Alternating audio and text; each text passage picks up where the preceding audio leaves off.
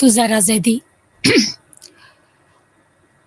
Associate professor Munshi Raghunandan प्रसाद सरदार पटेल महिला PG college से आपके सामने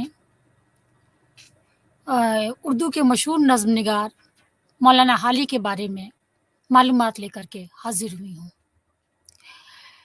जहाँ तक मौलाना अल्ताफ़ हुसैन हाली की हालात ज़िंदगी का ताल्लुक़ है, तो ख्वाजा अल्ताफ़ हुसैन हाली की पैदाइश 1837 में पानीपत में हुई।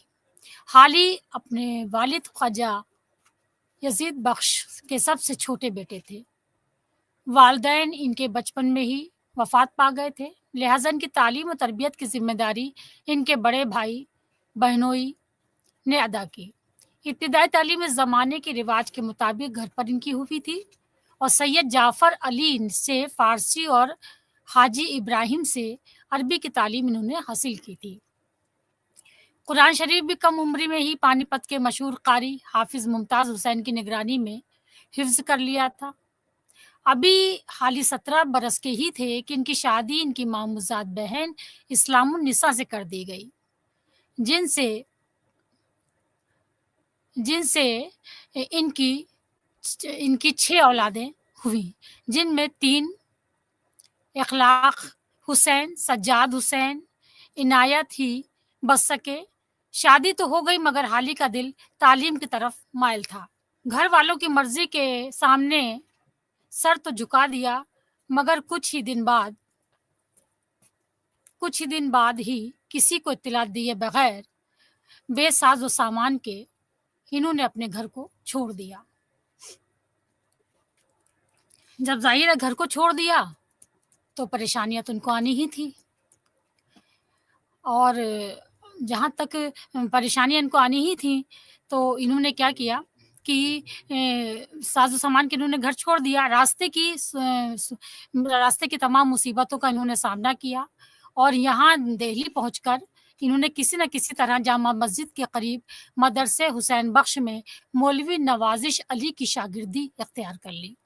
तालिबे इल्मी का ये ज़माना नहायत कसमापुरसी में गुज़रा। जामा मस्जिद से कुछ दूर अजमेरी गेट के पास एंग्लो अरबिक मदरसा कायम हो चुका था। यहाँ अंग्रेज़ी की तालीम दी जाती थी, मगर उस्ताद मौलवी नवाज़िश अली इस ज़माने के आम ख़याल के मुताबिक अंग्रेज़ी तालीम के सख्त मुखालिफ थे। लिहाजा हाली की रसाई इस मदरसे तक न हो सकी, मगर बाद में उन्होंने अंग्रेज़ी की तालीम हासिल की थी। अच्छा, इस ज़माने में इनकी मुलाकात असदुल्ला खां गालिब से हुई थी। हाली ने गालिब की सामान्य उम्री पर एक मशहूर किताब लिखी थी जिसका उन्वान था यादगार गालिब, जो काफ़ी मशहूर हुई। शेर गोई का आगाज़ भी दिल्ली में ही इन्होंने किया।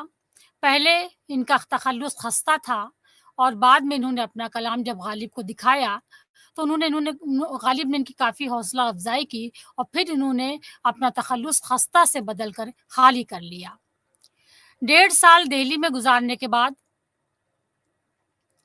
ये 1.5 साल दिल्ली में गुज़ारने के बाद बड़े भाई ख्वाजा इमदाद हुसैन के हुक्म पर ये पानीपत लौट आए, मगर तालीम का जो सिलसिला दिल्ली में शुरू हुआ था, वो पानीपत में भी इन्होंने जारी रखा और घरेलू ज़िम्मेदारियों के पेश नज़र 1856 में हिसार में डिप्टी कमिश्नर के दफ्तर में एक छोटी-सी नौकरी कर ली।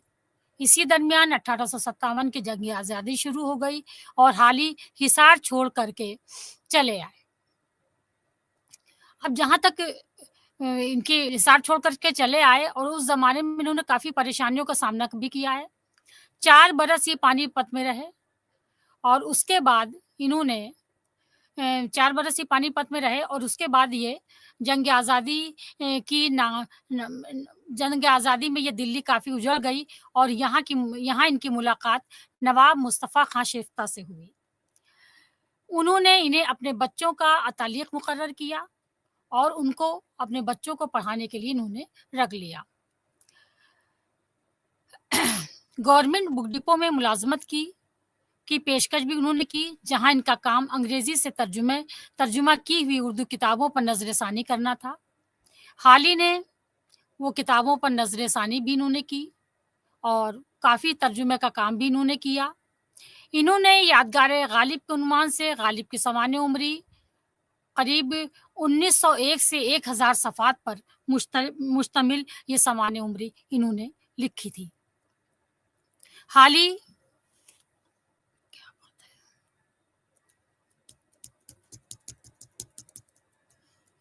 उन्होंने यादगार गालिब के उन्वान से गालिब की सामान्य उम्री करीब 1901 में 1000 सफ़ात पर मुश्तमिल ये किताब लिखी थी। फिर हयात जावेद के उन्वान से इन्होंने लिखी, जिसमें उन्होंने सर सैयद की पूरी हालात ज़िंदगी, उनके ख़ानदान के बारे में, उनके जो उन्होंने उर्दू अदब की तरक्की के लिए या कौम की तरक्की के लिए जो काम किए, उस पर इन्होंने किताब लिखी। और इन्होंने हयात सादी भी एक सामान्य उम्री की किताब लिखी, जिसमें शेख सादी की सामान्य उम्री लिखी गई थी। हाली औरतों की तालीम के हामिल थे और उन्होंने उनके हुकूक के लिए आवाज़ भी इन्होंने उठाई थी। इस मौज़ू पर उन्होंने नज़्म और नस्र दोनों में काम किया था। वो कम उम्री के शादी के खिलाफ और बेवाओं की दूसरी शादी के हक़ में थे। उन्होंने बुराइयों के खिलाफ औरतों की तालीम और तरबियत की गरज से एक नावल मजालिस-उन-निसा भी तहरीर किया था, जिसमें उन्हें पंजाब की हुकूमत ने इनाम भी दिया था। बाद में इस किताब को स्कूली निसाब में शामिल किया गया, मगर इनकी शोहरत का सबसे बड़ा सबब मुकदमे शेर व शायरी है, जो इनके दीवान का दिबाचा है। बाद में इसकी तनकीदी अहमियत ज़रूरत के पेश नज़र इसे बाकायदा अलहदा किताब की शक्ल में शाया कर दिया गया। देखिए, मुकदमे शेर व शायरी उन्होंने तफ़सील के साथ मुख्तलिफ मिसालों और हवालों से ये बताने की कोशिश की कि गज़ल की शायरी के मौज़ूआत अब फ़रसुदा हो चुके हैं, लिहाज़ा अब ये रविश बदलनी चाहिए और नए मौज़ूआत और असनाफ़ को शायरी में जगह मिलनी चाहिए। ये किताब उर्दू में तनक़ीद की पहली बाकायदा किताब थी, जो उर्दू की पहली तनक़ीदी किताब भी मानी जाती है। 1904 में इनकी खिदमात के एतराफ़ में इन्हें शम्सुल उलमा का खिताब से नवाज़ा गया था। यूँ तो इन्होंने गज़ल, मसनवी, मरसिया, क़सीदा, रुबाई, क़तात तमाम असनाफ़ सुख़न पर तबाज़माई की, मगर इनके मुसद्दस मदरुज इस्लाम ने जो शोहरत पाई, वो इनकी किसी और नज़्म को मयस्सर नहीं हुई। इसीलिए ये मुसद्दस हाली के भी नाम से मशहूर है, जिसमें मुसलमानों के ज़वाल के असबाब को मौज़ू बनाया गया है। सर सैयद ने जब इस मुसद्दस को पढ़ा, तो सर सैयद ने बेसाख्ता कहा था कि जब खुदा मुझसे पूछेगा कि तो क्या लाया है, तो मैं कहूँगा कि हाली से मुसद्दस लिखवा के लाया हूँ। हाली ने अपनी नज़्म नस्र से समाज की इस्लाह का काम लिया। उन्होंने अपनी कलम को अवाम की बेदारी के लिए इस्तेमाल किया और उर्दू में मक़सदी अदब की राह को हमवार किया। यानी ऐसा अदब जिससे हमारी ज़िंदगी का मकसद हल हो, हमारी ज़िंदगी की मुश्किलात हल हो और हमको एक सही रास्ता दिखाए। अब अगर जहाँ तक इनकी शायरी की ख़ुसूसियात के बारे में कहा जाए, तो शायरी का ताल्लुक़ हाली के नज़रियात में एक इनक़लाबी हैसियत रखता है। गवर्नमेंट कॉलेज लाहौर की मुलाज़मत के दौरान मग़रिबी अदब के तराजिम के मुतालिज़ ने इनको जो वुसअत नज़र बख्शी, इसका इज़हार इनकी मारकतुल आरा तसनीफ़ मुकदमे शेर व शायरी में किया गया है। ये किताब दरअसल इनकी शायरी के दीवान का मुकदमा है, जिसे बाद में एक अलहदा किताब की शक्ल में पेश किया गया है। इसे उर्दू की पहली बाकायदा तनक़ीद की किताब का दर्जा दिया गया है। इस मुकदमे में हाली ने न सिर्फ रवायती शायरी की खामियों की निशानदेही की, बल्कि असरी शायरी में नई ज़िंदगी की रूह फूँकने के लिए भी कुछ उसूल भी वाज़ेह किए हैं। उन्होंने कदीम मशरिक़ी और मग़रिबी अदबी सरमाए की मिसालें पेश करके शुअरा को उनसे इस्तिफ़ादा उठाने की तलक़ीन की है। इनका ख़याल था कि शायरी में नए असलूब की राह हमवार करने के साथ मुक़दमा के ज़ख़ीरे में अल्फ़ाज़ से भी इस्तिफ़ादा किया जाए, मगर इनकी तक़लीदाना ख़यालात हों। इसमें सादगी, सच्चाई, दर्दमंदी हो। इसके ग़ज़लिया कलाम को 3 अदवार में तक़सीम किया गया है। पहला दौर इनकी जवानी का है, जिसमें उन्होंने गालिब और शेफ़ता की सोहबतों से फ़ायदा उठाया, मगर इस दौर के कलाम पर रिंदी और हुस्न इश्क के मौज़ूआत का गहरा असर है। ये कलाम तक़लीदी और रवायती नौइयत पर मुनहसर है। दूसरा दौर जदीद रंग के लिए है, जिसमें मक़सदियत, इख़लाक़, इस्लाह का रंग गालिब है और यही रंग इनकी बुनियादी शिनाख्त है। हालाँकि इसके सबब इनकी ग़ज़लियात में एक किस्म का फीकापन महसूस होता है। तीसरा दौर तनक़ीद हयात से इबारत है, क्योंकि मुबालग़े को इनकी शायरी में राह नहीं मिलती। इसलिए तख्लीक वो शिद्दत नज़र नहीं आती जो गज़ल को दुआम बख्शती है। हकीकत ये है कि इनकी गज़लिया शायरी इनकी शख्सियत की बुनियादी शिनाख्त है भी नहीं, लिहाजा मौज़ूआत और लफ्ज़ियात दोनों में ही इस अनोखेपन का फुक़दान है, जिसकी तलक़ीन वो दूसरे शोरा को करते हैं, मगर इसके बावजूद इनके कुछ शेर तग़ज़्ज़ुल की चाशनी से मामूर हैं। जैसे इनके मशहूर शेर हैं जिसमें गज़ल का अंदाज़ पाया जाता है। मिसाल के तौर पर, होती नहीं कबूल दुआ तर्क इश्क की, जी चाहता है ना हो तो दुआ में असर कहाँ। एक उम्र चाहिए कि गवारा हो नेश इश्क, रखी है आज लज़्ज़त ज़ख्मे जिगर कहाँ। कोई महरम नहीं मिलता जहाँ में, मुझे कुछ कहना है अपनी ज़बान से। देखिए, इसमें इन अशार में पूरी तरह से गालिब इन्होंने हाली ने गज़ल का अंदाज़ इस्तेमाल किया है। गालिब एक मुफ़क्किर शायर थे। इनके पेश नज़र समाजी इस्लाह ज़रूरी थी। सर सैयद की सोहबत ने इनको मज़ीद जिला बख्शी। गालिब जैसे मशहूर शायर ने इनको अपना शागिर्द बनाया। वो जानते थे गज़ल की इजाद नए समाजी तकाज़ों को समाज के साथ नहीं दे सकेगा। नज़्म में ये गुंजाइश है कि इसमें इस्लाही मौज़ूआत को पेश किया जा सके। गज़ल के फ़ारसी मिज़ाज और ज़ख़ीरा अल्फ़ाज़ के बजाय इन्होंने अपनी नज़्मों में हिंदुस्तानी रंग को अपनाया। मोहम्मद हुसैन आज़ाद ने हाली के बारे में कहा कि अदबी एतबा मोहम्मद हसन ने हाली के बारे में कहा कि अदबी एतबार से इनकी नज़्मों का कारनामा ये है कि उन्होंने शायरी को गैर ज़रूरी हदबंदियाँ तोड़ी, इसे हर किस्म के अफ़कार और मसाइल और जज़्बात और एहसासात की आमाजगाह बनाया। मौलाना हाली ने नई शायरी के जो उसूल व ज़वाबित मुक़दमे शेर व शायरी में मुतय्यन किए हैं, इसका इतलाक़ दरअसल इनकी नज़्मिया शायरी पर हुआ है। इनकी नज़्में सादगी, सच्चाई, इख़लाक़ का आईनादार हैं, जिनमें इस मक़सदियत का उन्सर हावी है, जिसका तक़ाज़ा वो अपने हमअसरों से करते हैं और जिसकी बेहतरीन मिसाल चुप की दात और मुनाजात बेवा जैसी नज़्में हैं। ये चुप की दात और मुनाजात बेवा नज़्में जो थीं, उस वक़्त में बहुत ज़्यादा मशहूर हुई थीं। ज़बान के एतबार से अपनी नज़्मों में इन्होंने आम फ़हम और सादा अल्फ़ाज़ इस्तेमाल किए हैं। हिंदी और संस्कृत के आम फ़हम और उर्दू के मिज़ाज से हमआंग अल्फ़ाज़ इनकी नज़्मों में बेसाख्ता इस्तेमाल हुए हैं। मसलन, रे रेत की सी दीवार है दुनिया, ओछे का सा प्यार है दुनिया।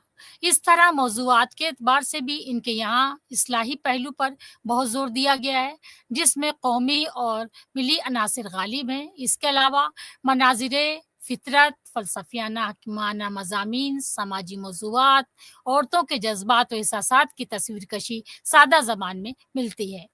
कौमी यकजहती जैसे मौज़ूआत भी इनकी नज़्मों में मिलते हैं। मसलन, तुम अगर चाहते हो मुल्क की खैर, ना किसी हम वतन को समझो गैर, मुल्क है इत्तेफ़ाक से आज़ाद, शहर है इत्तेफ़ाक से आबाद। खुर्शीदुल इस्लाम ने दुरुस्त कहा है कि हाल ही ने उर्दू अदब को नज़्म की शक्ल में एक नई सिन्फ़ सुख़न अता की। इन्होंने इनकी एक मशहूर नज़्म में ये भी है कि इन्होंने दिल्ली जब उजड़ी, 1857 में दिल्ली उजड़ी, तहरीक जंग आज़ादी की इब्तिदा हुई, तो दिल्ली में इतना ज़ुल्म-सितम हुआ, दिल्ली की इतनी ज़्यादा तबाही हुई कि दिल्ली पूरी तरह से उजड़ गई थी। तो इस पर इन्होंने एक तवील नज़्म लिखी थी, मर्सिया देहली मरहूम, यानी दिल्ली पूरी तरह से ख़त्म हो चुकी है और उस पर जो उस दिल्ली के उजड़ने का जो इनके ऊपर अफ़सोस हुआ, जो ये परेशान हुए, वहाँ की एक-एक गली कूचों को इन्होंने याद किया, जो आज खंडहर में बदल चुके थे। तो इन सब चीज़ों का इनको बहुत अफ़सोस था। तो इसके 2-3 शेर हम पढ़ रहे हैं आपके सामने, क्योंकि नज़्म काफ़ी तवील है। तो उसके शेर हैं, दास्तान गुल की ख़िज़ा में ना सुना ए बुलबुल, हँसते-हँसते हमें ज़ालिम ना रुलाना हरगिज़, ढूँढता है दिले शोरीदा बहाना मुतरिब, दर्द अंगेज़ ग़ज़ल कोई ना गाना हरगिज़, सोहबतें अगली मुसव्विर हमें याद आएँगी, कोई दिलचस्प मुरक्का ना दिखाना हरगिज़। मौजज़न दिल में है या खून के दरियाए चश्म, देखना अब्र से आँखें न चुराना हरगिज़।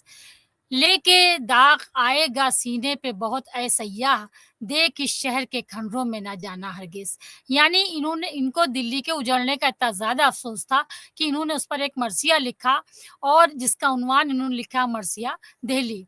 अब इस पूरे मर्सिये की खूबी ये है कि इसके नुक्ता देहली का ताबनाक माज़ी और इसकी तबाही इस नज़्म में बयान की गई है। अगर आप इस नज़्म को पढ़ें तो पूरी दिल्ली की तस्वीर और उसकी तबाही की सूरत-ए-हाल हमारे सामने घूम जाती है, क्योंकि अगले वक़्तों की दिल्ली का ज़िक्र जब कोई दोस्त छेड़ता था, तो इनके दिल दर्द से ऐसा भर आता था कि वो खूबसूरत कहानी सुनी नहीं जाती थी। इसीलिए शायर रावी को ये कहकर रोकता है कि हम ये फसाना सुनने की ताब नहीं रखते। आलम में इंतखाब ये शहर जो कभी बारौनक था, आज उजड़ चुका है। इस मौसम ख़िज़ा में गुल का ज़िक्र हमें रुला देता है, तो ये ज़िक्र करके हमारे दिल को हमारे दिल के ज़ख्म को ताज़ा मत करो, क्योंकि दिल्ली से इनको बहुत प्यार था, इनका काफ़ी वक़्त दिल्ली में गुज़रा था और गालिब जैसा उस्ताद दिल्ली में मौजूद था। ये वो शहर था जहाँ असदुल्ला खां गालिब, शेफ़ता, ज़ियाउद्दीन नैयर, मुफ्ती सदरुद्दीन, आरज़ूदा और शेख इब्राहिम ज़ौक़ जैसे अदीब और फ़नकार बसते थे। अब ऐसे लोग कहाँ मिलेंगे? ये तमाम नाम दिल्ली की शान थे, जिनसे दिल्ली को पहचान मिलती थी। मगर अब ये सब मुल्क अदम को रवाना हुए। अब कोई इनकी शक्ल न देख पाएगा। मोमिन खां मोमिन, अब्दुल्ला अलवी, इमाम बख्श साहबाई, निज़ामुद्दीन ममनून जैसे साहिब इल्म अब इस शहर को नसीब ना होंगे। ना ही इनके जैसा शेर वो दोबारा पैदा हो सकता है, जो अपने आप में यगाना यानी एक ही थे, जिसके जैसा कोई दूसरा ना था। इनकी मौत ने हमको सबसे मुनफ़रिद कर दिया, वरना हम भी ऐसे कोई मुनफ़रिदाना ना थे, जिसकी कोई दूसरी मिसाल ना मिलती। अब इन्होंने वहाँ के दिल्ली के एक-एक शायर को याद किया और उसके वो जो जिनका इंतकाल हो गया दिल्ली की तबाही से जो दिल्ली छोड़ के चले गए, तो उन सबको इन्होंने याद किया और ये काफ़ी परेशान रहे। तो पूरी दिल्ली की सूरत-ए-हाल जो दिल्ली का पहला पुराना रोशन माज़ी था, उसको भी इन्होंने इस मरसी में बयान किया है और उस माज़ी को पर जब खाक पड़ गई, दिल्ली उजड़ गई, तो उसकी सूरत-ए-हाल को भी इन्होंने इस मरसी में बयान किया है। अच्छा, इनकी दूसरी नज़्म बरखा ऋतु है, ये नज़्म बहुत ज़्यादा तवील है और ये कई हिस्सों में मुश्तमिल है नज़्म। जैसे अब हम कुछ 2-3 शेर पढ़ते हैं, उसके बाद फिर इस नज़्म का खुलासा बयान करते हैं कि गर्मी की तपिश बुझाने वाली, सर्दी का पयाम लाने वाली, कुदरत के अजायबात की कान, आरिफ़ के लिए किताब इरफ़ान, वो शाख वो दरख्त की जवानी, वो मोर वो मुल्क की ज़िंदगानी, वो सारे बरस की जान बरसात, वो कौन खुदा की शान बरसात। ये नज़्म अपने आप में बहुत तवील है और हमने अपनी आपको जैसा कि बताया कि इस नज़्म को कई हिस्सों में बाँटा गया है और सबसे पहले इन्होंने गर्मी के मौसम को ज़िक्र किया है कि गर्मी के मौसम में तपिश कैसे होती है और लोग गर्मी के मौसम का इंतज़ार कैसे करते हैं। ये पूरी नज़्म को अगर गौर से पढ़ा जाए तो इस नज़्म को 5 हिस्सों में बाँटा गया है। पहला हिस्से में इन्होंने बरसात की आमद से पहले जो गर्मी की सूरत-ए-हाल होती है, जो इंसान गर्मी की तपिश में बेचैन होता है, उसका इसमें बयान किया गया है। यानी गर्मी से हर जानदार यहाँ तक पहाड़ भी तप रहे हैं, रेगिस्तान की रेत गरम राख से ज़्यादा गर्म है और दरियाओं का पानी भी गर्म हो चुका है। जंगल और बाग लुटे-पुटे उजाड़ नज़र आ रहे हैं। जानवर बेहाल हो चुके हैं, गर्मी से लू का आलम है। लोमड़ियों की ज़बान प्यास की शिद्दत से बाहर निकल आई है और हिरनों का रंग धूप से काला हो चुका है। चीते भी गर्मी से बेहाल हो चुके हैं। इन्हें शिकार का ख़्याल ही नहीं आता, क्योंकि इतनी तपिश है बाहर की, वो निकलते ही नहीं अपने घरों, अपने मठों से। हिरन जो हमेशा एक कतार में चलते हैं, वो भी साए की तलाश में हैं, नहीं निकल पाते हैं। शेर भी अपनी जगह सुस्त पड़ गए हैं। यानी गर्मी के आखिर में, यानी बरसात शुरू होने से पहले जो शिद्दत होती है, गर्मी से लोग परेशान होते हैं, उनका तफ़सील के साथ इस हिस्से में इन्होंने ज़िक्र किया है। अच्छा, अब इसके बाद इनका दूसरा हिस्सा आता है कि जिसमें इन्होंने उस वक़्त का ज़िक्र किया है जब बरसात की आमद होती है या बरसात की आमद के आसार नज़र आने लगते हैं। अच्छा, इस शेर में इस हिस्से में इन्होंने यही बयान किया है कि जैसे रात गर्मी यही मतलब गर्मी की शिद्दत बहुत ज़्यादा है, माहौल में बहुत ज़्यादा गर्मी है, लोग परेशान हैं और आसमान की तरफ हसरत भरी नज़र से देख रहे हैं कि किस सूरत से बारिश हो और हमको सुकून मिले। अब जब ज़मीन पर बारिश की तेज़ बौछार पड़ती है, तो गर्मी का कुछ असर कम होता है। यानी वो उसमें लोगों को राहत मिलती है, बादलों की वजह से थोड़ा-सा अंधेरा छाने लगता है, मगर जैसे ही बिजली चमकती है, आँखों के सामने रोशनी आ जाती है। घटाओं के साथ ठंडी हवा जन्नत से आती हुई महसूस होती है। हर तरफ जिधर नज़र उठाएँ, खुदा की कुदरत के नज़ारे होते हैं। सूरज ने भी अपना चेहरा बादलों में के पर्दे में छुपा लिया है और धूप गायब हो गई है। अब ऐसे वक़्त में पहाड़ और जंगल में हर तरफ सब्ज़ा बिछ गया है। पगडंडियाँ और सड़क दोनों इस सब्ज़े में छुप गई हैं और राह चलने वाले अंदाज़े से कदम उठाते हैं। पेड़ और पत्थर एक ही रंग से नज़र आते हैं। तमाम आलम सब्ज़ा हो गया है, यानी हरियाली छा गई है। पहाड़ और दरख्त फूलों से दूल्हे की तरह सजे हुए हैं। सारा जंगल हर बारौनक है। सारे जानवर उसमें खुश हैं, मेंढक अपनी जगह टर-टर कर रहे हैं और परिंदे खुशी से एक डाल से दूसरी डाल पर घूम रहे हैं। फूलों की खुशबू चारों तरफ बिखरी है, क्योंकि बरसात में रोशनी पर बहुत पतंगे आते हैं, इसलिए वो चिरागों पे ढक्कन रखते हैं और कहीं इनकी लौ से कोई पतंगा जल ना जाए। अब अगला जो हिस्सा है, इस हिस्से में शायर कहता है कि जिसके सबब इंसान और गैर जानिबदार सबको राहत मिली है। इससे अंदाज़ा होता है कि हर तकलीफ़ के बाद राहत है। इसी बरसात की वजह से बाग खूबसूरत और खेत हरे-भरे हो गए हैं। लोग खुश रहने लगे हैं। बस ऐसा लगता है कि जब सोए थे तो रात थी और सुबह हुए तो रौनक हो गई, सब जाग गए और चारों तरफ हरियाली हो गई। अनाज खेतों में धान बोया जाने लगा, खेत अनाज से लहलहाने लगे, किसान उसको देख कर के खुश होने लगा, वादियाँ फूलों से भर गईं। बीर बटोही एक सुर्ख रंग का कीड़ा होता है और वो ज़मीन पर चलने लगा है, अपनी खूबसूरती बिखेरने लगा है और इस सूरत से इन्होंने बरसात का बयान किया है। लेकिन इस नज़्म में पूरी तरह से बरसात में खेत है, खलियान है, शहर है, मकान है, सबकी खूबसूरती को इसमें बयान किया गया है।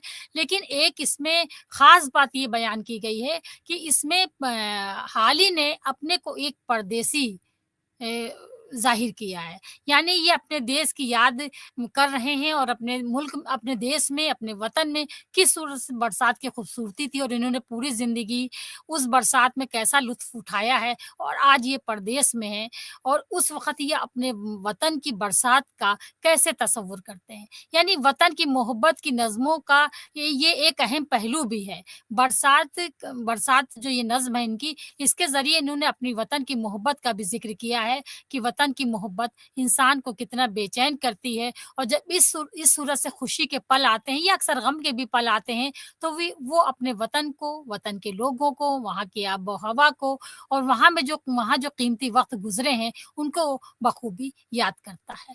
और जब याद करता है तो ज़ाहिर है कि उसको किसी के सामने वो ज़िक्र करके अपने दिल को हल्का करेगा या वो नज़्म नस्र का सहारा लेगा और अपने ख़यालात को अल्फ़ाज़ों का जामा पिन्हा करके पेश कर देगा। तो तब इससे इनकी वतन परस्ती के जज़्बात का एहसास होता है कि ये अपने वतन से कितना ज़्यादा मोहब्बत करते थे, कितना ज़्यादा प्यार करते थे क्योंकि इनको बरसात की हर सूरत-ए-हाल अपने वतन की याद आती है और ये एक-एक चीज़ अपने वतन की खूबसूरती की याद करते हैं। तो हाली की अगर शायरी पर गौर किया जाए, तो हाली ने अ, अपनी शायरी के ज़रिए समाज की इस्लाह भी की है और मनाज़िर कुदरत को भी बहुत अच्छे अंदाज़ में इन्होंने बयान किया है। बरसात का बयान हो, चाहे और किसी चीज़ का बयान हो या अगर समाज की इस्लाह के लिए देखें तो अभी हम दोनों ने 2 नज़्मों का नाम लिया है, बेवा, मुनाजात बेवा यानी ये चाहते थे कि बेवा की दूसरी शादी हो, वो ज़िंदगी गुज़ार सके या कम उम्र में जो शादी होती थी, उस पर इन्होंने नज़्में की या समाज में ज जो लोग अपने को अपने मज़हबी उसूलों से पलट गए थे या अपने कहने को तो कि हम अपने इस्लामिक उसूलों को मान रहे हैं लेकिन उससे मुनकिर हो गए हैं। कहते तो हैं कि हम इस्लाम के उसूलों को मानते हैं लेकिन उसूल को वो समझते नहीं और वो गुमराही के रास्ते पर गामज़न हो जाते हैं। तो इस सूरत से इनकी शायरी में वतन परस्ती का जज़्बा भी है। इन्होंने तमाम मज़ाहिब में का जज़्बा भी भरने की कोशिश की, समाज में जो बुराइयाँ फैली थी, ख़ासकर औरतों की तालीम पे ज़ोर दिया है, कम उम्री की शादी पर रोक लगाई है, बेवा की जो सूरत-ए-हाल थी उस ज़माने में, उसकी भी इस्लाह करने की कोशिश की है। यानी एक इन्होंने समाज के सामने ये एक इस्लाही नज़रिया लेके आए اور اس نظریے کو انہوں نے پیش کیا اپنی نثر کے ذریعے، اپنی نظموں کے ذریعے، اور اس صورت سے صنف نظم میں انہوں نے ایک نیا راستہ اختیار کیا۔ اچھا، حالی نے بھی نیا راستہ اختیار کیا اور اکبر الہ آبادی نے بھی نیا راستہ اختیار کیا، کہ اس زمانے میں جب اکبر الہ آبادی، حالی یا اس سے پہلے نذیر اکبر آبادی کا دور تھا، تو اس زمانے میں دھیرے دھیرے ہمارے ہندوستان میں انگریزی حکومت قائم تھی اور لوگ انگریزی طرز ادا کو اپنانے لگے تھے۔ یعنی ان کے کھان پان کا کیا طریقہ ہے، ان کے پہننے اوڑھنے کا کیا طریقہ ہے، ان کے گھومنے پھرنے کا کیا طریقہ، یا ان کا رکھ رکھاؤ کیا ہے، یا طرز زندگی ان کا کیا ہے، اس کو بہت سے لوگ اپنانے لگے تھے۔ تو یہ لوگ ڈر گئے اس صورتحال کو دیکھ کر کے کہ اگر ہم اس صورتحال کو اپنائیں گے تو ہم اپنے وجود کو کھو دیں گے، ہماری جو اپنی شناخت ہے، ہماری جو اپنی پہچان ہے، اس کو ہم کھو دیں گے۔ تو اکبر الہ آبادی نے، حالی نے تو کہا ہی ہے، لیکن اکبر الہ آبادی نے خاص کر یہاں کے لوگوں کا مذاق اڑایا۔ یعنی جو لوگ جیسے بے پردگی کر لی یا بیٹھ کر کے میز کرسی پہ کھانے لگے، کیونکہ ہمارا ہندوستان میں میز کرسی پہ کھانے کا تو پہلے ہماری تہذیب نہیں تھی۔ ہم لوگ زمین میں بیٹھ کے کھانا کھاتے تھے، دسترخوان بچھاتے تھے، یا ہم پٹری پر بیٹھ کے کھانا کھاتے تھے، یعنی بیٹھ کر کے تعظیم کے ساتھ ہم کھانا کھاتے تھے۔ تو یہ ہمارا طرز زندگی تھا ہمارے ہندوستان کا، وہ چاہے کہ جس بھی قوم سے تعلق رکھتے ہو، لیکن یہاں کے لوگ بہت احترام کے ساتھ کھانا نوش فرماتے ہیں۔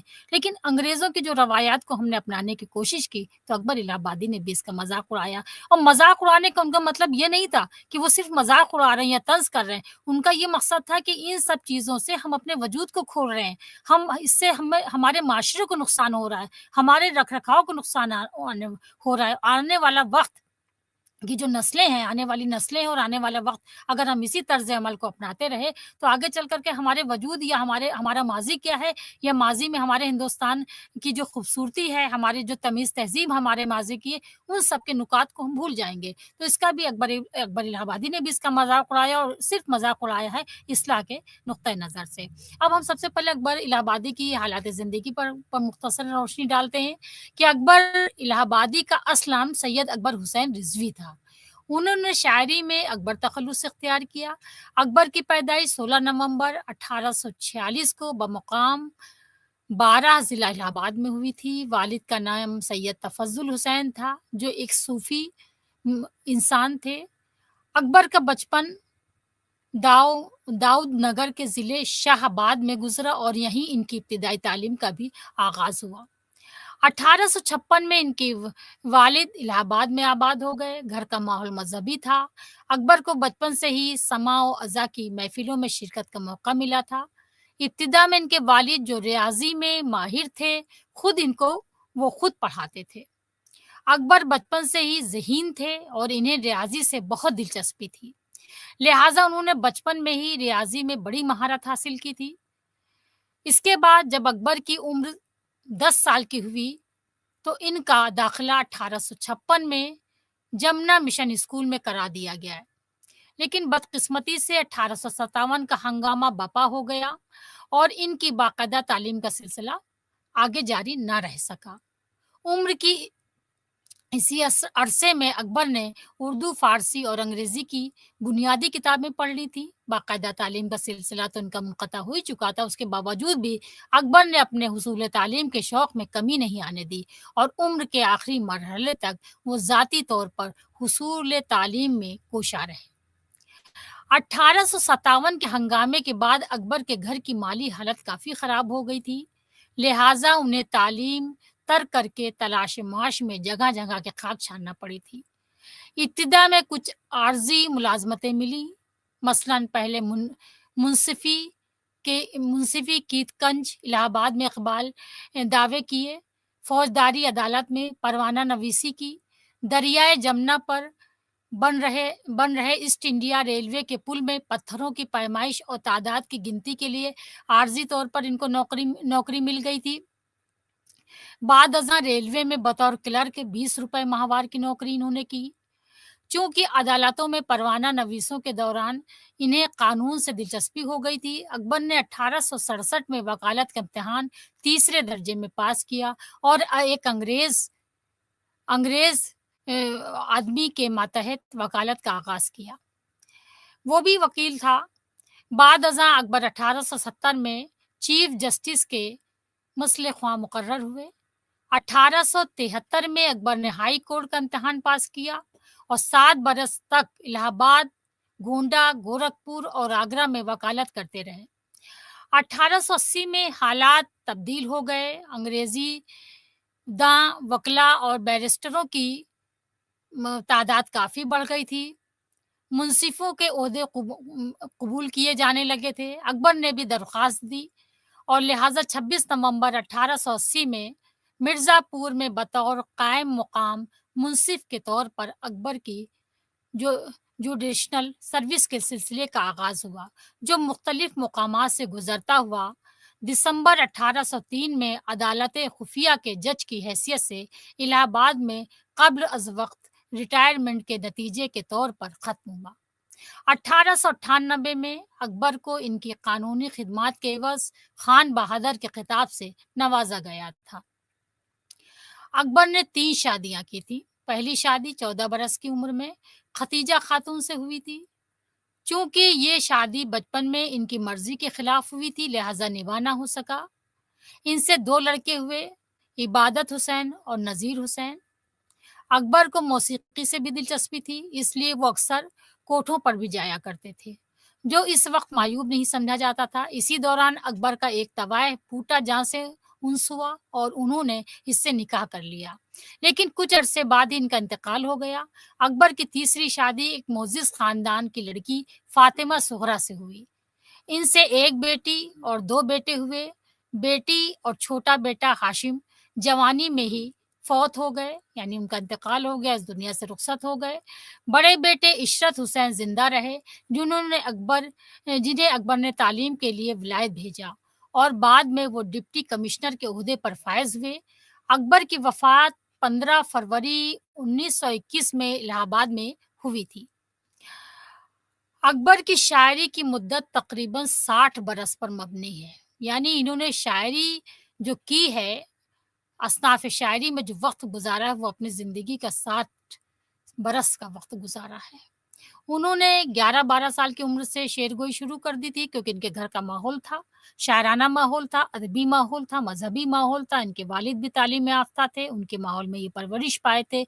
इसलिए क्योंकि शायरी का माहौल इनके घर का था, इसलिए इनके शेर व शायरी का शौक इनको बचपन से पैदा हो गया था। इनका कलाम, इनके कुल्लियात जो 4 हिस्सों पर मुश्तमिल है, एक शेरी मजमुआ और एक मुसद्दस गंज पिन्हा पर मुश्तमिल है।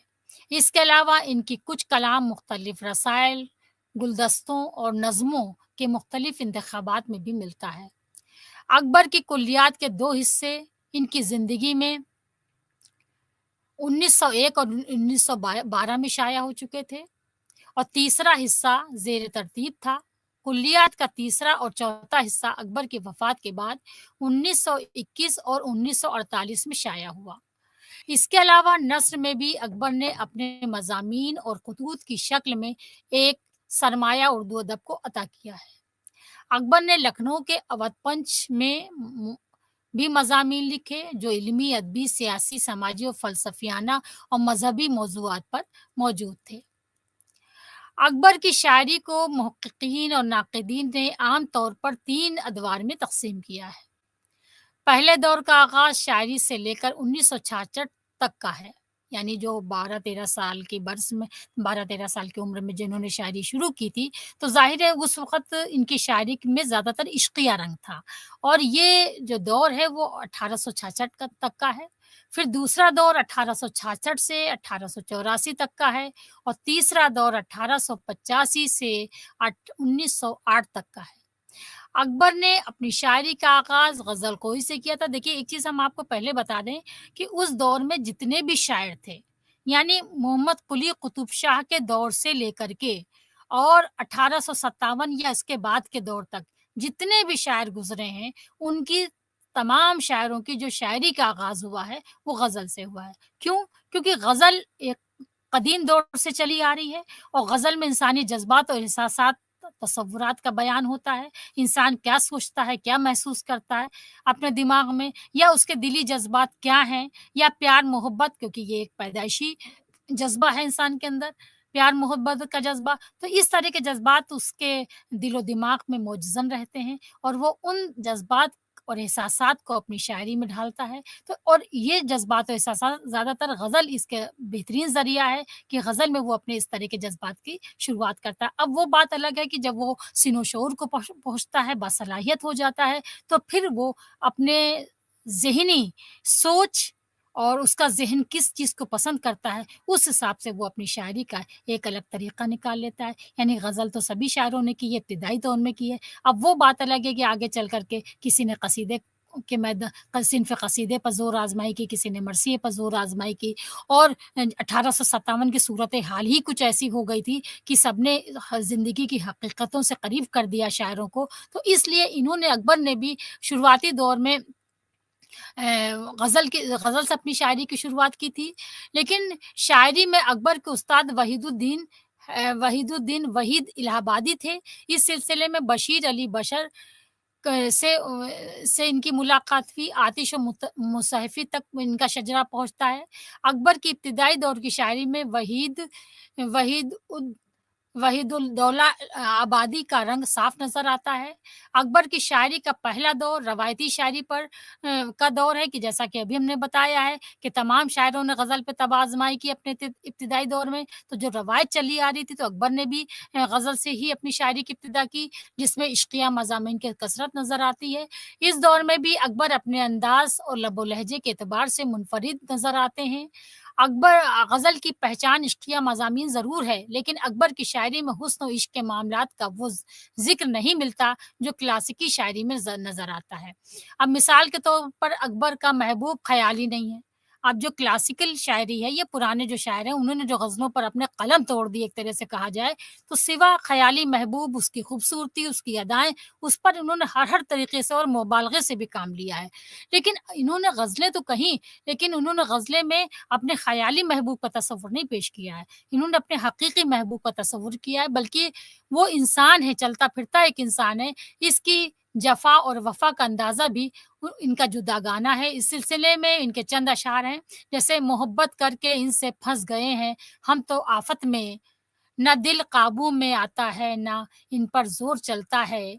इधर हमसे भी बातें आप करते हैं लगावट की, उधर गैरों से भी कुछ अहद व पैमा होते जाते हैं। यानी इन्होंने इस तरह की बिल्कुल हकीकी चीज़ें हैं मोहब्बत में, उनको पेश किया है, ना कि ये एक ख़याली महबूब का तसव्वुर करें और अपने जान और दिल और दिमाग और हर सूरत से अपने वजूद को उसमें खो दें। ऐसी शायरी इनकी ग़ज़ल में ऐसे ख़यालात इनके नहीं मिलते हैं। अच्छा, इसके अलावा इसी दौर में हमें तसव्वुफ़, अख़लाक़ और सियासी शऊर से भी मुताल्लिक़ अशआर इनके कसरत से नज़र आते हैं। जैसे हमने मख़लूक़ में ख़ालिक़ की तजल्ली पाई, देख ली आईने में आईना घर की सूरत, खुदा का घर बनाना है तो ले नक्शा किसी दिल का, ये दीवारों की है, दीवारों की क्या तजवीज़ है, वाइज़ ये छत कैसी। हिबाब ऐसा उठाया बहर हस्ती में जो सर अपना, बनाया बस वहीं मौजे फ़ना से हमसफ़र अपना। लेकिन रफ़्ता-रफ़्ता अकबर का ज़हन पुख्ता होता गया। अच्छा, पुख्ता क्यों होता गया? क्योंकि 1857 की जो सूरत-ए-हाल थी, उसमें जो ज़िंदगी गुज़ार रहे थे और तबाही का जो दौर था, तो ज़ाहिर है इंसान मज़बूत हो जाता है, मज़बूत इरादे हो जाते हैं। अगर परेशानियाँ आती हैं, तो इंसान के इरादे भी मज़बूत होते हैं, क्योंकि उसको उन परेशानियों का सामना करना पड़ा है और वो ज़माने के बदलते हुए रंग देख रहे थे। इस दौर में अदब और समाज में जो तब्दीलियाँ रूनुमा हुईं, इसके असरात अकबर पर भी पड़े। लिहाज़ा उन्होंने इन तब्दीलियों को तस्लीम किया और साथ ही अपनी शायरी का रुख भी बदल दिया। इनका एक मशहूर शेर है, ग़ज़ल ऐसी पढ़ूँ ममलू जो हो आला मज़ामी से, करो अब दूसरे कूचे में ए अकबर गुज़र अपना। अकबर की शायरी का दूसरा दौर ज़र्री दौर कहलाता है। इस दौर में मुल्क के सियासी और समाजी हालात के पेश नज़र अकबर की शायरी का रंग निखर कर सामने आया। इस दौर से ही अकबर की शायरी में हमें तंज़-ओ-मिज़ाह का रंग देखने को मिलता है, जो शायरी के आखिरी दौर तक गालिब रहा। 1877 में अवध पंच के इजरा में ने अकबर के इस जज्बे को बरूए कार लाने का काम किया। अकबर के अहद में हिंदुस्तानी तहज़ीब व माशरा तनज़्ज़ुली के दौर से गुज़र रहा था। गैर मुल्की तहज़ीब वतन पर हावी होती जा रही थी। यानी अंग्रेज़ी तहज़ीब हमारे ऊपर हावी होती जा रही थी, लिहाज़ा उन्होंने अपनी शायरी के ज़रिए इस तिलिस्म को तोड़ने की कोशिश की। इस दौर में अकबर की शायरी के मौज़ूआत थे कि मग़रिबी तहज़ीब के से क्या नुकसान है, उनकी निशानदेही इन्होंने अपनी शायरी के ज़रिए की थी। तंज़ वो मरकब जज़्बा है जिसमें मोहब्बत का सोज़, नाकाम ख़्वाहिशों की तलख़ी, मायूसी और गम, गुस्सा, नफ़रत और हिक़ारत या बेइंसाफ़ी या बेइत्दाली या बदनुमाई को दूर करने की ख़्वाहिश या आरज़ू हो। मिज़ाह का सबब वो एहसास है जो बेतरतीब या बेहंगम, भोंडे और गैर मुतवाज़िन रवैये, शख़्स या मंज़र को देखकर महसूस हुआ और जिसके सबब मिज़ाह निगार हँसता है और अपने साथ ही दूसरों को भी हँसाता रहता है। तब्दीली कुदरत का कानून है, लेकिन एक वक़्त के बाद फ़ितरी तौर पर चीज़ों में तब्दीली के आसार नमूदार होते रहते हैं। अकबर का दौर भी तब्दीलियों का दौर था। अकबर तब्दीली और तरक्की के मुख़ालिफ़ नहीं थे, वो इस बदलती हुई तहज़ीब के मुख़ालिफ़ थे, जो अपनी अस्ल से दूर होती जा रही थी और मज़हब से लोग काफ़ी दूर होते जा रहे थे। जैसे इन्होंने अकबर ने ये कहा था कि मज़हब छोड़ो, मिल्लत छोड़ो, सूरत बदलो, उम्र गँवाओ, सिर्फ़ क्लर्की की उम्मीद और इतनी मुसीबत तौबा तौबा। शौक़ लहलाए सिविल सर्विस ने इस मजनू को इतना दौड़ाया, लंगोटी कर दिया पतलून को। तो इस सूरत से इन्होंने मज़ाक उड़ाया था कि हमारे ऊपर जो अंग्रेज़ी तहज़ीब के उसूल हावी हो रहे थे, लोग अपना रहे थे, तो इसका इन्होंने मज़ाक उड़ाया था। अच्छा, एक बात और है कि अकबर ने सर सैयद तहरीक को भी ख़ास तौर पर अपने तंज़ का निशाना बनाया था। सर सैयद चूँकि जिद्दत पसंद थे और मुल्क और कौम को तरक्की की राह पे गामज़न करना चाहते थे। वो चाहते थे कि लोग अंग्रेज़ी तहज़ीब को इख्तियार करें। देखिए, एक चीज़ ये है कि इसमें कुछ सोचने का लोगों का ढंग गलत था कि लोग कहते थे कि सर सैयद चाहते थे कि अंग्रेज़ी तहज़ीब इख्तियार की जाए। ऐसा नहीं है। सर सैयद जब गए थे इंग्लैंड और उन्होंने उनके ज़हन में ये बचपन से बात उनके परेशान कर रही थी कि आखिर वो कौन-सी वजूहात है कि जो हम अंग्रेज़ों के गुलाम हो गए। आखिर कौन-सी हमारे अंदर कमी है? हम इंसान हैं, हमारा दिमाग है, दिल है, हम सोच सकते हैं, समझ सकते हैं, हर बेहतर से बेहतर काम कर सकते हैं और हम उस मुल्क की पैदावार हैं जिसको किसी ज़माने में सोने की चिड़िया कहा जाता था। तो आखिर हम में कौन-सी कोताही आ गई कि हम इतने पस्त हो गए और अंग्रेज़ मेरे ऊपर हावी हो गए। तो इसके लिए लंदन गए और वहाँ के इन्होंने निसाब तालीम पर गौर किया और जब निसाब तालीम को गौर किया तो इन्होंने सोचा कि इनका तालीमी मेयार काफ़ी ऊँचा है और दूसरी चीज़ है कि हमारे हमारे हिंदुस्तान में तालीमी मेयार काफ़ी नीचा था। मतलब वही प्यार, मोहब्बत, ख़याली बातों का ज़िक्र होता था, हकीकत से लोग काफ़ी दूर थे और दूसरी चीज़ ये है कि जो तालीमी इदारे थे, वो ऑक्सफ़ोर्ड यूनिवर्सिटी और कैम्ब्रिज यूनिवर्सिटी के टक्कर का कोई तालीमी इदारा नहीं था। तो ये 2 ख़यालात लेकर के सर सैयद आए और सर सैयद का ये कहना था कि हम अंग्रेज़ी तहज़ीब ना अख्तियार करें, लेकिन अंग्रेज़ों के पास अगर तालीमी ज़ख़ीरा बहुत है, कीमती ज़ख़ीरा जिससे हम फ़ैज़-याब हो सकते हैं, तो उसको हम ज़रूर पढ़ें और उसको समझें और उसके ज़रिए हम अपनी कौम की तरक्की करें। तो अब समझने वालों का फेर है कि लोग समझे कि ये चाहते हैं कि ये अंग्रेज़ी तालीम को हम इख्तियार कर लें। तो अब अकबर के भी ज़हन में कुछ कहीं न कहीं कोई ये बात रही होगी, तब उन्होंने सर सैयद पर भी इन्होंने तंज़ किया था। तो अकबर इस तब्दीली के मुखालिफ थे, वो तहज़ीब और मज़हबी अक़ायद में तहरीफ के कायल ना थे, उनको मशरिक़ी तहज़ीब और हिंदुस्तानी रवायत से इश्क था। सर सैयद की फ़िक्र और इनके तर्ज़ तालीम की मुखालफत मबनी इन्होंने चंद अशार कहे हैं, जैसे मसलन नज़र इनकी रही कॉलेज के बस इल्मी फ़वाइद पर, गिरा की चुपके चुपके बिजलियाँ दीनी अकायद पर, सैयद से आज हज़रत वाज़ ने ये कहा, चर्चा है जा बजा तेरे हाल तबाह का, समझा है तूने नेचर लो तदबीर को खुदा दिल में ज़रा असर न रहा लालाओ का, है तुझसे तर्क सूम व सलवात व ज़कवात हज कुछ डर नहीं है जनाब रिसालत मआब का। तो इस सूरत से इन्होंने तंज़ किया था, हालाँकि सर सैयद का नज़रिए ख़याल दूसरा ही था। ख़ैर बहरहाल मशरिक़ी तहज़ीब के ग़लबे और हाकिम वक़्त के तर्ज़ व माशरत की तक़लीद और मज़हब बनने के साथ औरतों की तालीम और आज़ादी का मसला भी उठा, क्योंकि उस ज़माने में जैसे औरतों ने अपना पर्दा करना छोड़ दिया था और जो यहाँ की और बाल कटवा लिए थे, जो अंग्रेज़ों का तर्ज़ तरीक़ा था औरतों का, और उसी सूरत से रहना शुरू कर दिया था, मेज़ कुर्सी पर खाना खाना शुरू कर दिया था, तो अकबर इसके मुखालिफ थे और अकबर ने इन चीज़ों की सख्ती से मुखालफत की। वो इस तब्दीली को कौम के हक में मुज़िर ख़याल करते थे। बेपर्दगी आज भी एक अहम मसला है। अकबर नहीं चाहते थे कि हमारे मुल्क की औरतें बेपर्दा रहें, तालीम हासिल करने के दौर में अपनी तहज़ीब को ताक पर रख दें और आज़ादी से क्लबों और पार्टियों में जाएँ। इस सिलसिले में उन्होंने कहा था कि पर्दा उठ जाने से अख़लाक़ी तरक्की कौम की, जो समझते हैं यकीनन अक्ल से फ़ारिग़ हैं वो।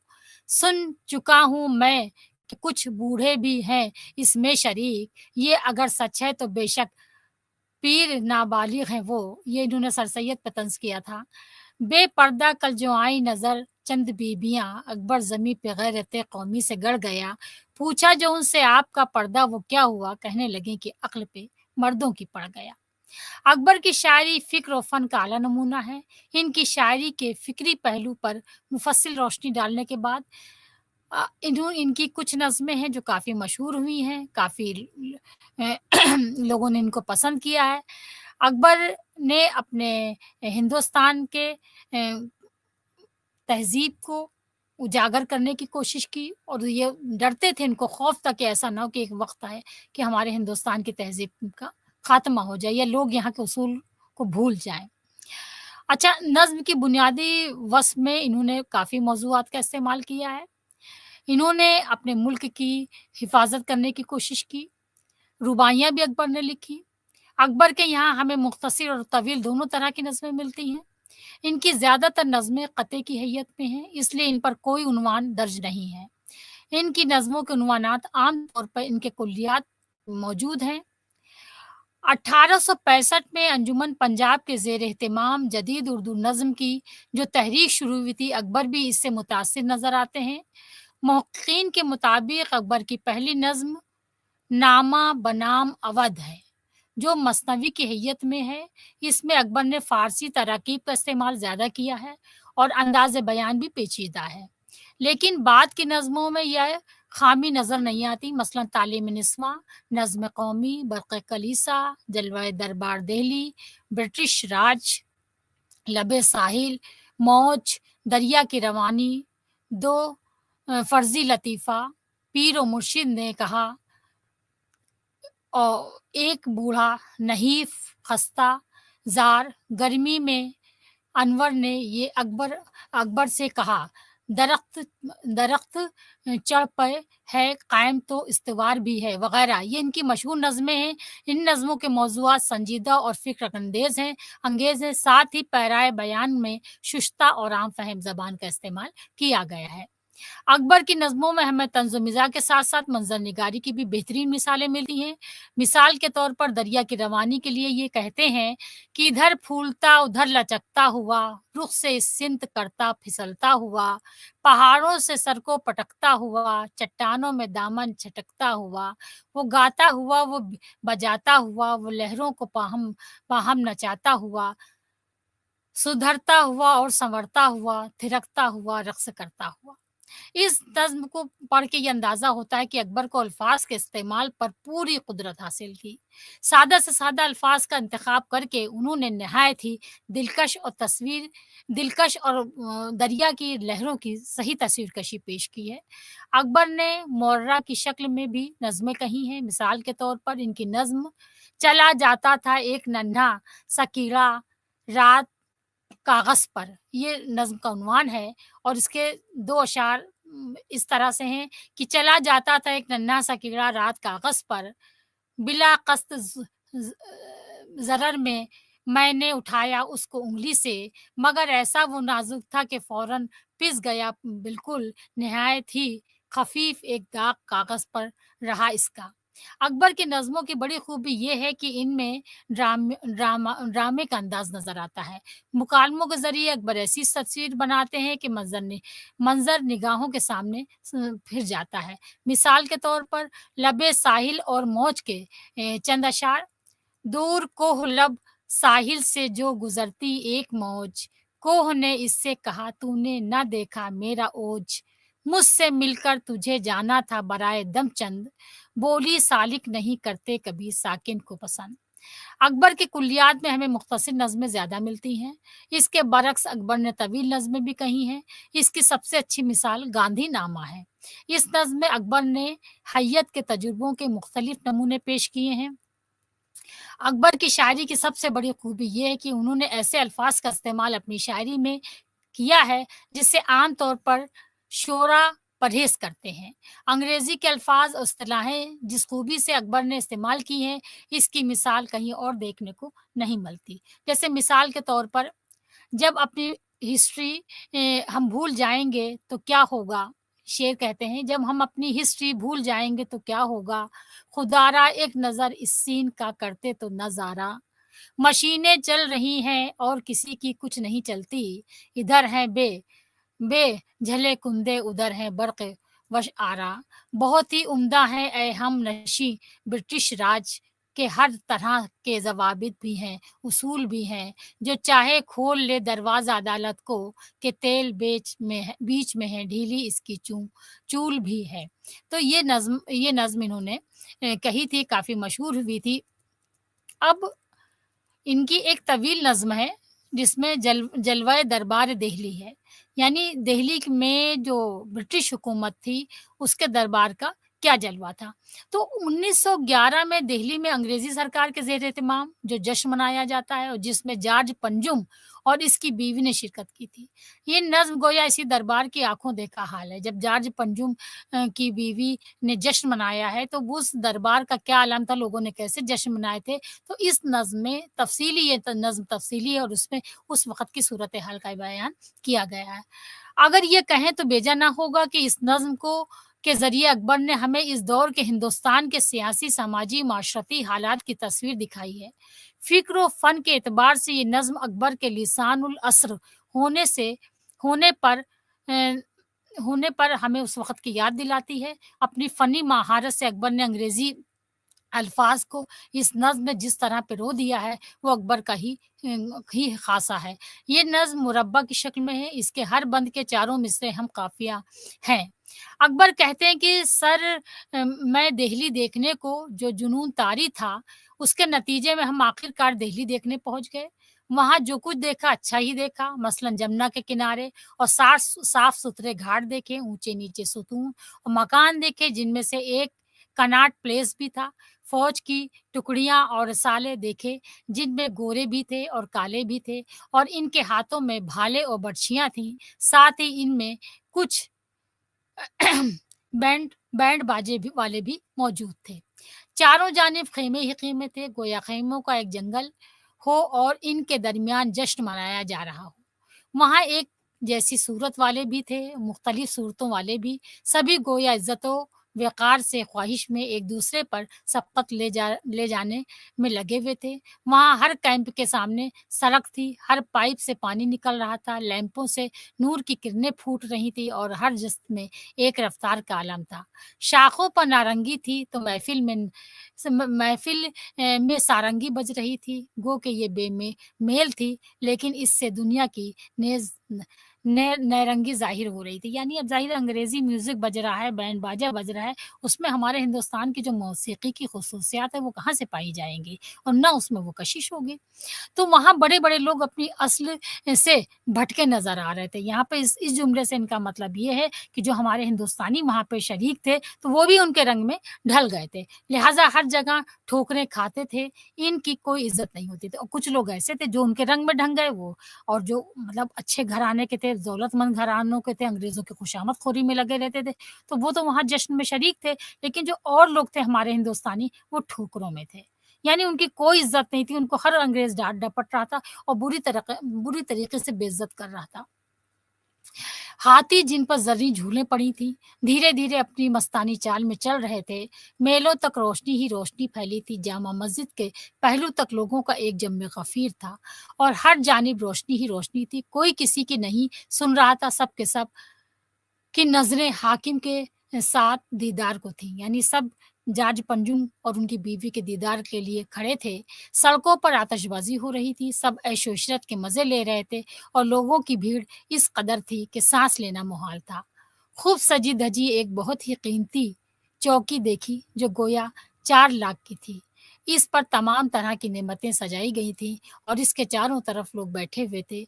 इसमें से सबको एक जैसी नेमतें नहीं मिल रही थीं, बल्कि किसी के हिस्से में मन सलवा आया तो किसी के हिस्से में थोड़ा-सा ही हलवा आया और किसी के हिस्से में सिर्फ़ भी भीड़ या झगड़ा।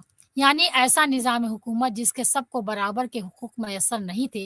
जो हाकिम है इसके लिए तमाम नेमतें हैं, जो इनकी खिदमत गुज़ार हैं उनके हिस्से में थोड़ा थोड़ा ही आता है और जो अवाम है इनके हिस्से में सिर्फ़ लड़ाई-झगड़ा, भूख और गरीबी आती है। इसी अस्थान में इसी अस्थान में मैं इन सब बातों से दू दूर सिर्फ़ नज़ारे में मसरूफ़ था। यानी ये जब गए थे वहाँ के जश्न को देखने के लिए तो इन्होंने पूरी आँखों देखा हाल इस नज़्म में इन्होंने बयान किया है। ये ज़माने का रंग है कि कर्ज़न की किस्मत का सितारा इतना बुलंद था कि इसको यहाँ की हुकूमत और तख्त-ओ-ताज मिला। वो 7 समंदर पार करके यहाँ आया।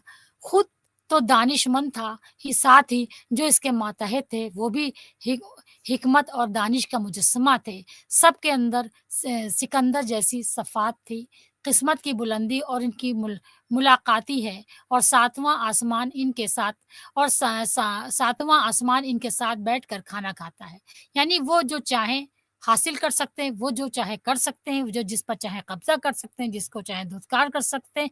यानी गोया वो समझते हैं कि हमारी पूरी दुनिया पे हुकूमत है, मैं जो मेरे कब्ज़े कुदरत में हर चीज़ है और मुझे सारे इख्तियारात मिले हुए हैं, हम जो चाहें कर सकें। तो इस सूरत से घमंड उन लोगों के अंदर था।